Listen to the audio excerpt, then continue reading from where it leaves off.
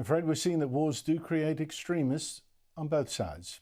Israel's Prime Minister has had to suspend indefinitely his ultra-nationalist culture minister for saying one option is that Israel could nuke Gaza. The idiot says, oh, no, I meant that only metaphorically, but the damage is done. I'd only point out that Hamas leaders want Israel wiped out, but none of them get suspended for saying that. Meanwhile, embarrassment for the British police. They have admitted that the chairman of a Muslim body advising them on how to handle the protests over Israel, the man who was in their operation rooms during an anti-Israel protest or two, had in fact led crowds in calling for the destruction of Israel from the river to the sea. No wonder police weren't charging people for that at first. Joining from London is Esther Kraku, broadcaster, writer and Bolt Report regular. Esther, I mean, seriously, there's a madness on the loose. Now seems to be part of our societies too.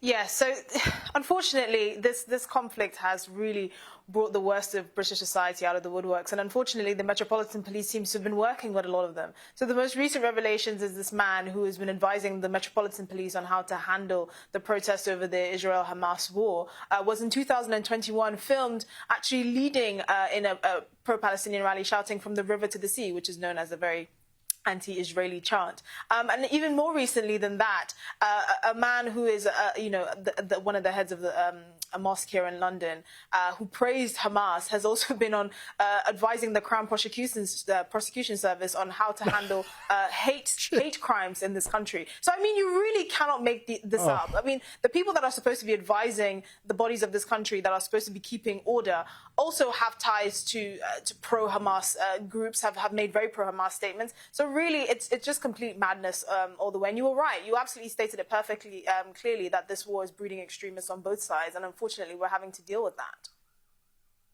Oh, Esther, I can't believe what you just told me. But anyway, pro-Palestinian protesters, I've got to say, seem so much more aggressive than the pro-Israel ones. Here are some screaming shame, for some reason, at people leaving a McDonald's restaurant. Shame on you! Shame on you! Shame on you! Shame on you! Shame on you! Shame on you! What's their problem over there with McDonald's, and why abuse customers as well? Yes, so their issue with McDonald's is because the Israeli branch of McDonald's offered free food to IDF soldiers, and then it released a statement backpedaling, saying actually they're offering food to any sort of organization involved with emergency services, including the IDF. But apparently pro-Palestinian activists have taken that as an affront, saying that they're actually effectively funding the IDF in some strange way, and they've taken issue with that.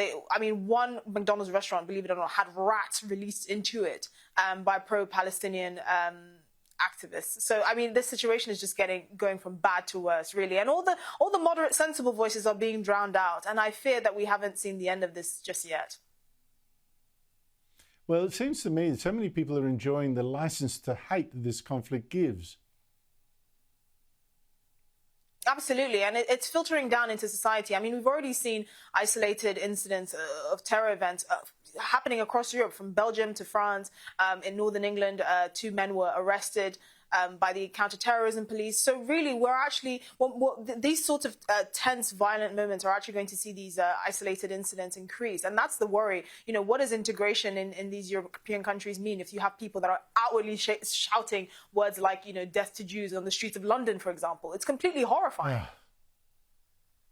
Esther, it's a madhouse. Thank you for keeping sane. Talk to you next week. Thank you.